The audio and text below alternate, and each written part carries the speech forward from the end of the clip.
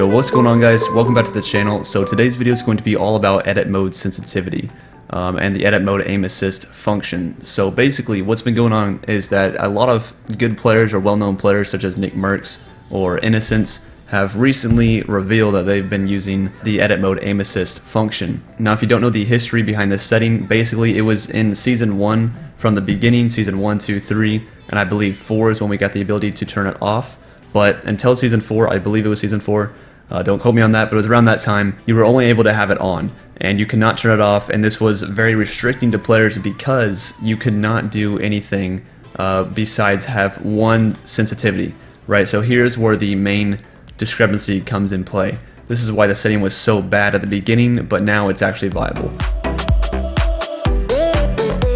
So back then, you only had controller sensitivity, right? There was no controller build sensitivity, there was no controller edit mode sensitivity.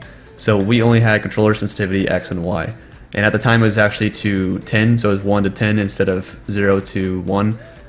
But yeah, at the time, you had this. If we had 0.75 just like so, then our building would be 0.75 as well as our editing would also be 0.75, right? There would be no change in sensitivity. And so what this meant is that it was a lot slower editing back then compared to now. And specifically almost twice as less than what most players are using now is what they would have been editing back then. So just to mimic this and show you how bad this actually is, I will turn this down to 1, my multiplier for controller edit mode sensitivity. And so with this now at 1, we're basically saying that our controller edit mode sensitivity is 1 times 0.75. So that is still 0.75. There is no change between that and our controller sensitivity. So we also now have the edit mode aim assist on at this time. So the first thing that you can do to kind of test this out and play with it is just put a pyramid right here like this and then edit these two, right? This is really difficult for me because like I'm going about halfway with my thumbstick right now. You can't see it, but I'm going about halfway pressing, moving the actual thumbstick itself. And I'm still not getting to the next square. Like that's how strong the binds are to these squares, right? So controller edit mode sensitivity, what it does is it pushes your reticle to the middle of whatever square you're trying to edit. And so you would think that this is good, but it's not on a low sense because it just requires so much force to get over to the next square. It's ridiculous. And then that's a hard edit to see. You'll see it a lot more on like the ramps. Like it's just not consistent at all. And it should be editing when it's just not, right? And same with this, you get stuck on like the door edit all the time, and it's just really bad, especially when you first get in. Your sensitivity is just so slow that it's automatically grabbing to like the middle square or whatever square your reticle is next to whenever you press the edit button. So it's just a mess. It's really just not good, and you can feel how clunky the sensitivity actually feels.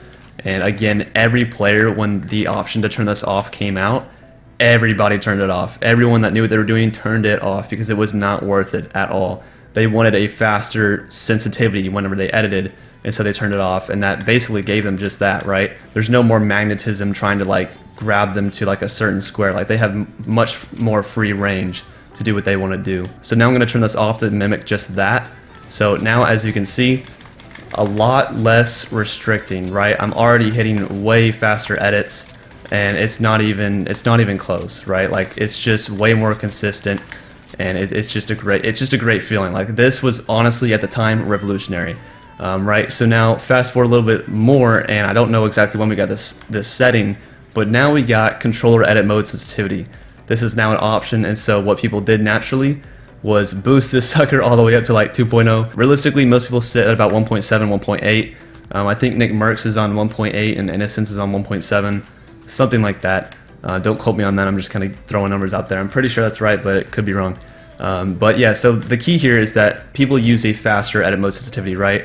And so now, this is great. Like if you can control this, this is still fine. Like there's nothing wrong with this. And I can still edit pretty well on this setting, right? Like it's not horrible at all. I do like it, and I've liked it all this time. However, with Nickmercs and Innocence, going back to the old edit mode setting, edit mode aim assist setting, it's got my curiosity up, like why does it feel so good?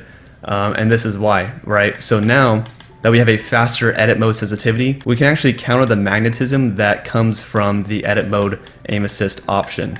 So we turn this on, right? And because our controller edit mode sensitivity is fast enough, this is the key, it has to be fast enough to fight the magnetism. If it's not, then it's not going to feel right. It's going to feel really, really slow and clunky. So what this does now is allow me to not overshoot if you find the perfect sensitivity, right? And I really, really like the way that this feels. It feels super clean, especially in Innocence edits. They're just insane. They're on another level. They're super consistent, and you know, like for an Xbox player, especially with those thumbsticks, the Xbox One thumbsticks are not easy to use and control and like learn how to control. So that's just super impressive that he has it as consistent as he does. And so for that reason alone, I think that this is worth checking out. Now for your convenience, I've set up 3 basically edit stations to kind of mimic and test how well you can edit on both modes. So what I would do is first, this is really good for like deciding what edit mode sensitivity to use, as well as if you should use the option of edit mode aim assist in general. So first I would choose if you want the option on or off. And so with these 3 simple, very simple, there's nothing new, don't get me wrong. They're just very simple routines that I do to kind of see if my sensitivity feels good and whatnot, if my settings feel good in general. So once again, we will have the option edit mode aim assist on, and we will have our edit mode sensitivity to 1.7. And so again, what I would do is I would do all of these with both edit mode aim assist on and off, and see which one feels better for you. So first we're just going to do the simple edit tower. Let's see how this goes. Now I'm not the best player, but that was pretty consistent for me. So next up we're going to do the walls, and what we're going to do here is try to flick it. Rather than doing like a slow, you know, and control movement, we're actually going to go for a faster movement like so. And so as you can see, that was super consistent, and I can promise you, compared to my normal edits, that's pretty darn good. Now the last one that's really useful is to kind of mimic what we were doing at the start, in which you build this ramp, right, and then you put 2 cones like so, and then you edit the pyramid like this. Doing this full speed just like so, I'll show you. Do this, and bam. Doing this full speed is the key. See how many times you miss that edit, such as you might accidentally only edit this, or only edit this. See how many times you're missing it compared to like having both edit mode aim assist on and off, and just see which one's more consistent. That's what you should do for all of these. Now obviously, besides these 3 exercises, I would go ahead and test it in an actual game. There's no better practice than getting real in-game experience that's going to tell you if your sensitivity is good for you or not.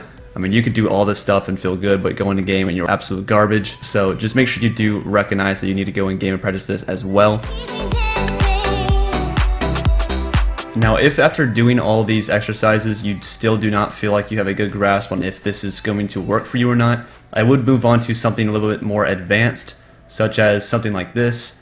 I'll go ahead and build it briefly. You're basically going to put a wall on the top like this and then connect it with a pyramid. And so what this edit is going to teach you to do is kind of edit a little bit faster.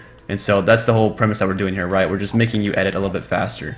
And so what I would just do is go through it like this. You could either do 2 variations, right? You can do the one that I just did where you edit through like so, or you can do the variation where you go to the side and edit both of these. That one's going to be a little bit harder, but as you can see, it's doable. But yeah, that's basically the premise of the first one. After you do that one, I would move on to one in which you have to edit up, such as this one. So you could do this in 2 ways. You could do the famous, you know, starting this little sway thing, a very sweaty maneuver, or you could do you can even just start in here, right, and edit both these, put the pyramid, go like this, edit up, and just see how this feels for you. I'm not the fastest at this, that's why I'm not going full speed, but it is something that you can try if that is something that you would like to do. And after those 2, any other exercises that you can think of that's going to cause you to edit fast and basically just test your editing reflexes is what's going to work the best in determining if this is going to work for you. So in closing though, I do think that this is a viable option for you to check out. I mean, just considering that many well-known players are actually switching to this setting, that in itself is something that I think is remarkable. It's definitely not something that I saw coming anytime soon, because once again, this setting was like so banished from the community, and to see it rise again is actually kind of weird and exciting at the same time. So there is that. I would definitely once again just check it out and see what you think. Make sure you let me know down below in the comments if this setting is good for you. I do want to know. I am very curious, honestly, to see how many people are actually going to switch to this and if it helps you, so do let me know down below. If the video was enjoyable, make sure you leave a like, it really helps out the channel. And also, if you're new, welcome to the channel. I basically do a bunch of tutorials on this channel, as well as a few montages, just some nice edits. Nothing too special, but it's just pretty chill over here, so if you do want to hang around, I promise you only good content on this channel. And with that said, guys, thank you so much for watching. I hope you all have a great day, and I will see you guys in the next one. Peace.